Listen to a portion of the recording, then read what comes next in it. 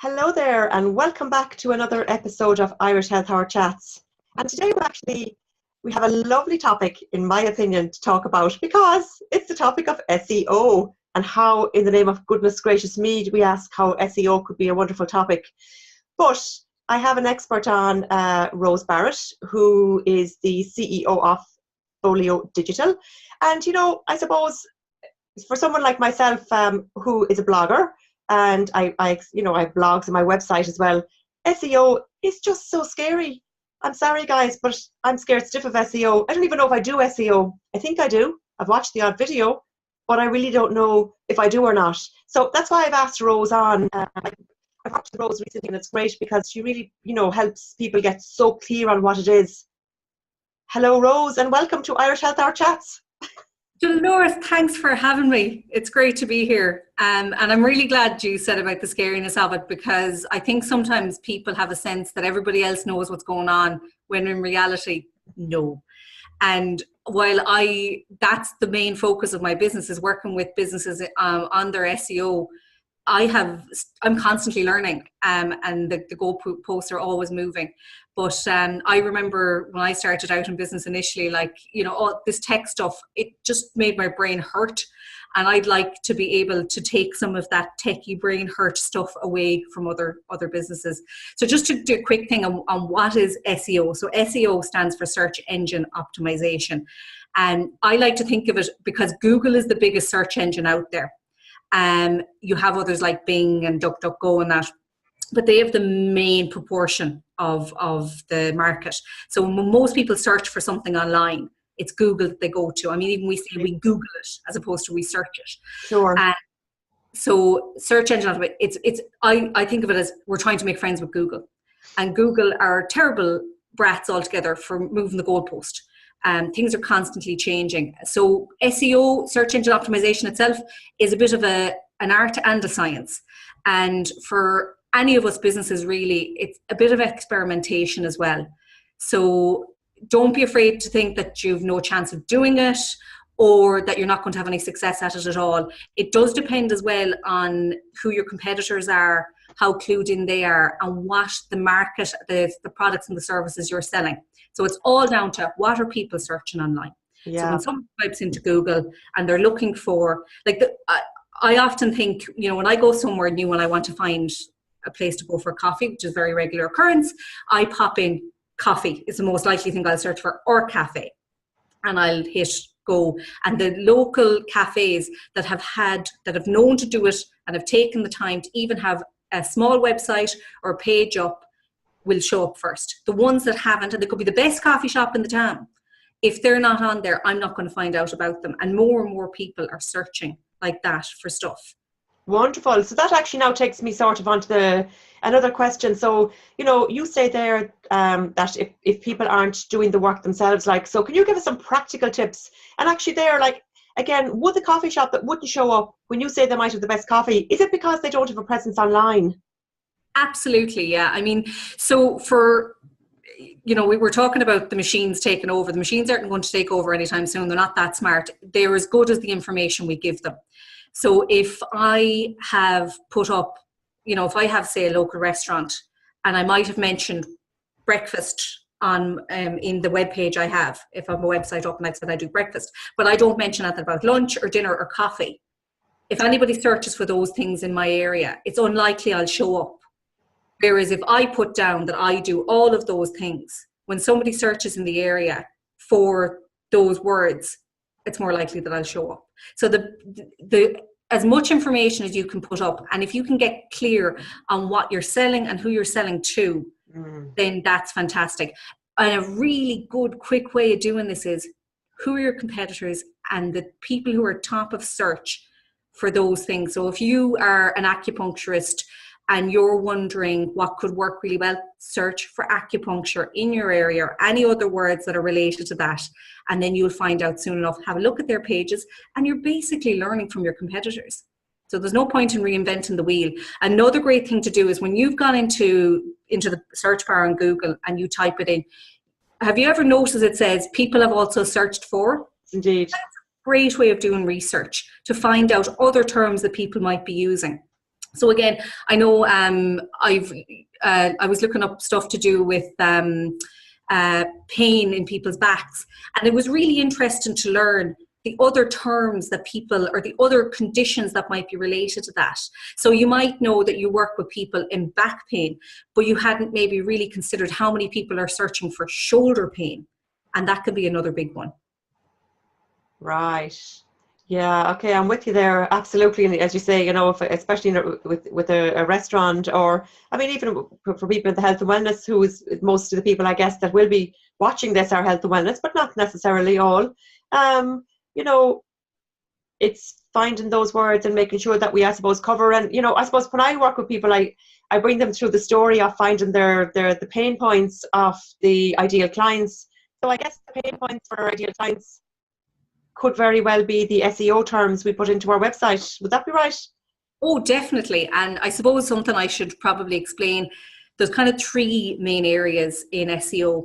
There's the content and the keywords. So generally when you're starting out, your very first point to start out in is to figure out what keywords that you want to rank for. So when I say rank for, I mean when somebody searches those terms, what point in the list of the results are you showing up? So of course the golden point to get on is page 1.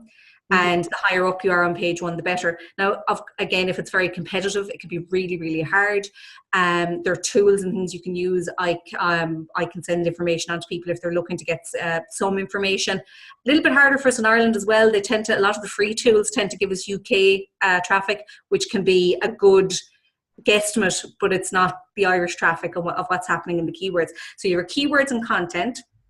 You have your backlinks. So this idea of somebody else's website gives you a link back to your site, and as long as their site is well regarded and trusted by Google, and there's actual measurements of how authoritative a site is known to be, they send some of that goodness back to you, which is known as link juice. There's some very funny terminology in all this. Yes, I saw that name actually, link juice, yes. And that's a whole thing there. So like that's why a lot of people, you know, are so keen on getting articles in national press. So if you have a link back from, say, independent.ie, other people then as well will aim to get on to the likes of the Forbes website, Medium. All of those will give a certain amount, as long as they're sending that to you. That's getting into very, very technical stuff. And then the other part of it is technical SEO. So it's things like a meta description. So you know when you search for something in Google and it shows up the name of the website, the URL, and there's a certain amount of text underneath that. That's your meta description. So having a good meta description is really important, because if I am looking down through, and again, I'm looking for somebody who does acupuncture, if I can see somebody very clearly explaining, you know, who they are and what they supply, I'm much more likely to click on that and go to their website than if somebody hasn't really well described. And if you don't supply your own meta description, Google pulls it from your information, so it mightn't necessarily be the best sell of what your business or your website is about. And it's not always necessarily, I know, you know, like for bloggers, it's not necessarily that you're selling a specific product or service, but you want somebody to come to your page that's interested in what you've put up. So having that meta description well laid out it's like the fishing hook to say, like, this is what this page is about, and you're going to find it interesting, and you lay it out, and it's very specific length that you can use. So a lot of people that would be using WordPress will probably heard of a plugin called Yoast. Yeah. Yoast is even the free version of Yoast is very useful. You can lay out your meta descriptions in there. Yeah, I've seen that. So, okay, so, and your meta description then would include some of your, let's say I keep calling them pain points, but your SEO keywords, is that right? Yeah, and it is to do with the pain point, because it's, again, where does it all start back at? It's the person searching. What are they searching for? Yeah. And if you can get a really good sense of what people are searching for, you're more likely to hit the keywords. And another great way of doing that is ask your current clients and customers, you know, how did you find me? Or if you're any ones that you know quite well, you can say to them, if you were to go on now and search for me, what words would you use? So basically a keyword is the words that people type into the search bar and hit send. And then once your SEO starts to improve, you'll show up higher in those results. So what would you say that successful businesses are doing, people that are using SEO to its maximum? I suppose you mentioned the coffee shop. Is there anything else that you could, because that's I think that's an absolutely wonderful example, because it's so specific. I mean. Yeah. So For me, really, it's that they're spending some time on it at all. It would be I think a lot of people would be amazed, especially so there's the specific area of local SEO. So where people are searching for stuff that has a physical location, you're near it. Google have gotten very precise now. So if I search for, I want to look up just coffee in general, the word coffee, Google can return to me articles to do with what is coffee and where does it come from. Very, very general stuff. It's to do with the information. If I search for cafe, it's much more likely to know that I want somewhere. Now, actually, to be quite honest, if you search for coffee, if I head to Galway for the day and I'm not sure about all the new coffee shops that have opened up, I pop in coffee. Google's actually going to show me some of the local cafes as well, because it kind of knows that we're more interested in going for a cup of coffee than reading about coffee. But that's a whole new technical algorithm thing that they're doing with the local, and they know like that from the terms that I pop in, that I'm actually interested in a shop or something physical in the location. And do they know who you are? That's interesting that you said that. Yeah, so you can turn off your location. And this is a whole other area of data and security. And I definitely recommend people to consider the fact that your personal data is very important to you. And there are definitely ways to be safer online. I think that's a whole other conversation to be had. But you can, if you're using, say, Google Maps, so the two main areas that people are searching online is they'll search directly in Google search in the search bar, or you'll be in Google Maps and you'll search as well.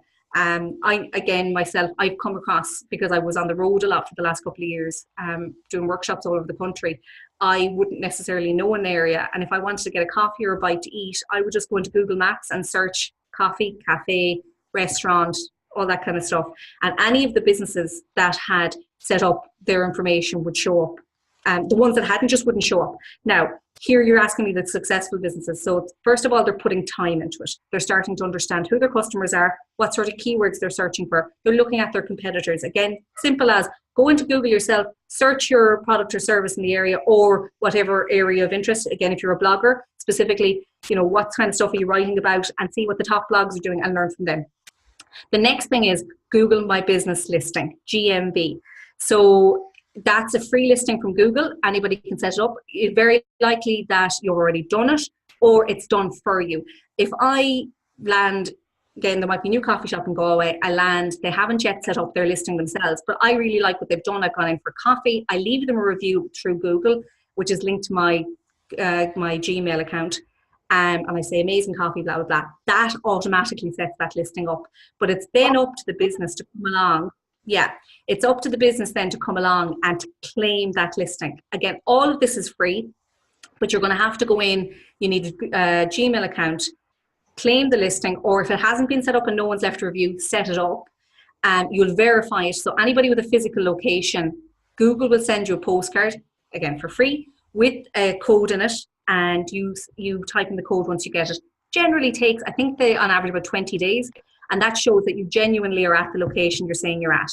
And that is a huge thing in search. If you have that set up and you have your hours up there, your name, what categories you're in, when somebody searches for a business like yours, because you've gone ahead and set up that listing, you're going to show up above anybody else who hasn't.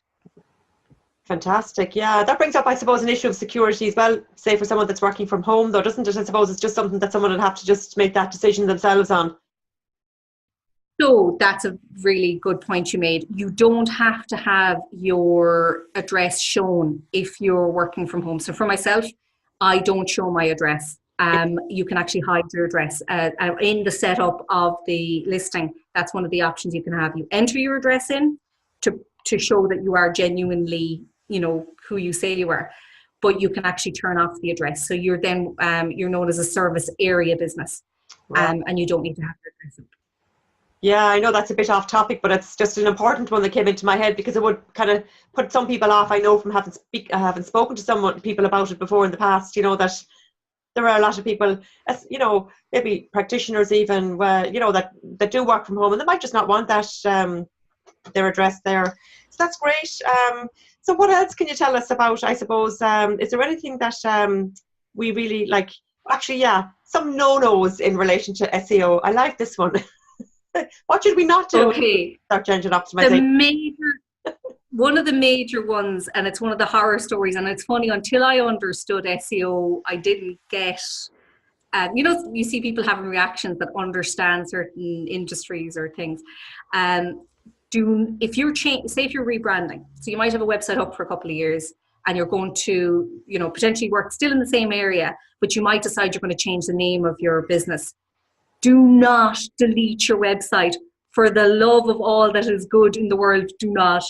Because what has happened is you have built up a certain amount of trust and credibility in the eyes of Google by having the site up there for so many years.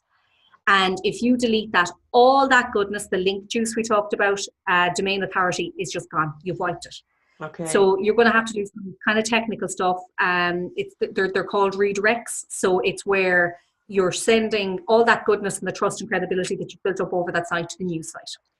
This is also true if you have older content. So you might have written a blog post that maybe just isn't that relevant anymore, Dolores. You've decided, you know, it's not getting any traffic, but there's a certain amount of trust and credibility built up with the search engine, with Google, because it's mainly Google. And instead of getting rid of that article, you may just redirect. The traffic would have gone to that article to a new article. And maybe the new article is just an update on the old article, but you're not losing any of that, again, this weird term, link juice, if you get rid of it.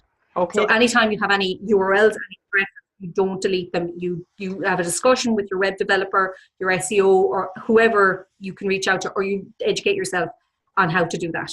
So please don't go deleting websites. That's interesting, yeah, because I mean, when I started off blogging like years ago, and I don't blog on the same site anymore because I just grew out of it. You know, we evolve and I pivoted and changed and whatever, but like that blog still gets hits to this day. However well I must have set it up in SEO, in my ignorance of SEO, it always got good.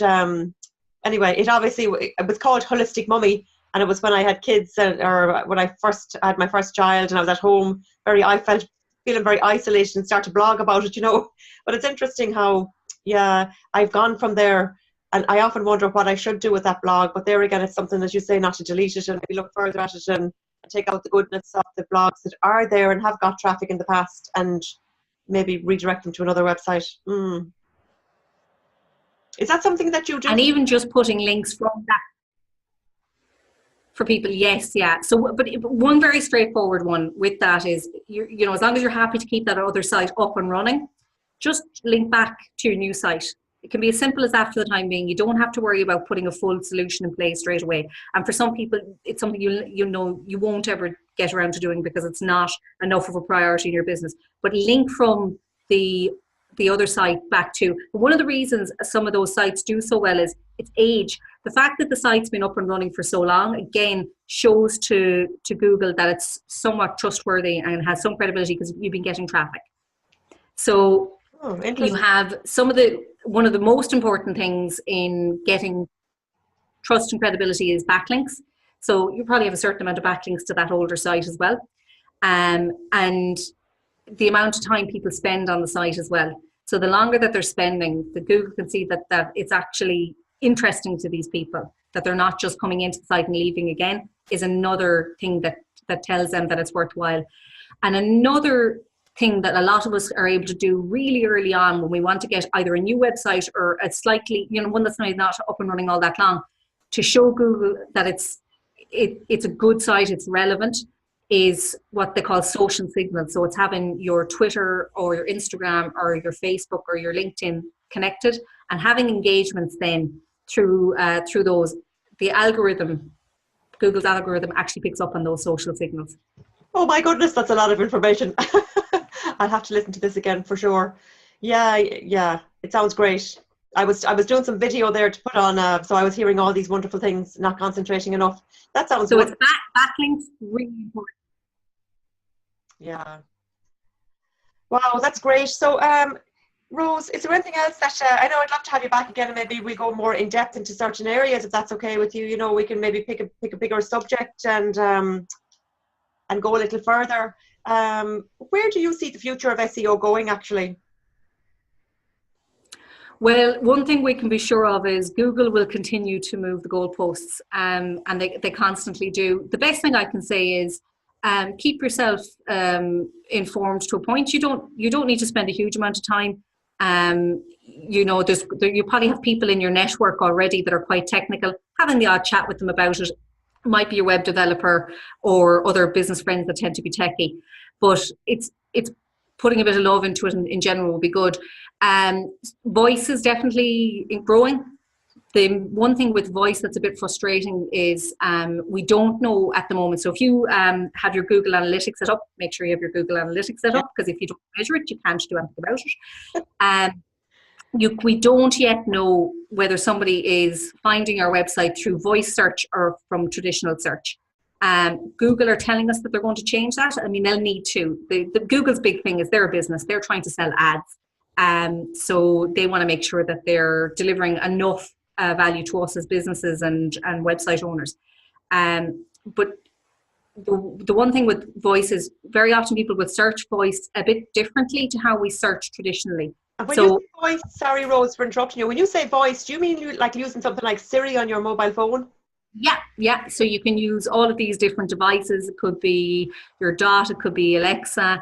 I even at times will hit the little microphone on the phone in my Google search bar, just out of sheer don't want to type a thing. Yeah. And I'm much more likely to do a longer sentence because I don't have to type.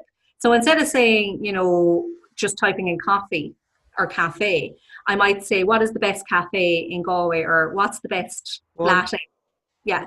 And if you can get a sense of what those longer, they're known, now by the way, I'm just telling you this stuff, that if you're reading and it makes a bit more sense, that's what they call a long tail keyword. It's where it's a longer term of words, and you might see articles saying long tail keywords are great, and they are. Yeah. I'd say a lot of this jargon is very off-putting, but have patience with yourself, because it does take a long time to get used to all of this techie speak, and really what's behind it is a lot of common sense.